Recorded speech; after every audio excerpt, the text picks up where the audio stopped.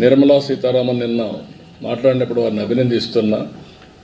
Telugu కొటేషన్తో start చేశారు.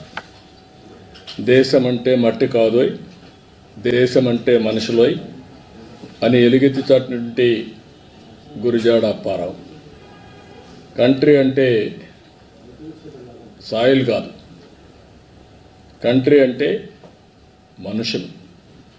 మనుషుల్ని empower చేయడం మన బాధ్యత అని చేసి 2047కు అవసరమైన ప్రియారిటీస్ అన్ని కూడా బడ్జెట్లో చెప్పారు. మన రాష్ట్రానికి వస్తే 7 నెలల నుంచి చాలా వరకు పనులన్నీ పెండింగ్ ఉన్న ఇష్యూస్ అన్నీ అయినాయి. దానికి నిధులు కూడా పెట్టారు. అమరావతి కావచ్చు, పోలవరం కావచ్చు, విశాఖపట్నం స్టీల్ ప్లాంట్ కానీ, రైల్వే జోన్ కానీ, ఇండస్ట్రియల్ పార్క్స్ కానీ, అదే మరి ఇంకా ఒక మాటలో చెప్పాలంటే వెంటిలేటర్ పైన ఉన్న రాష్ట్రానికి ఆక్సిజన్ ఇచ్చారు.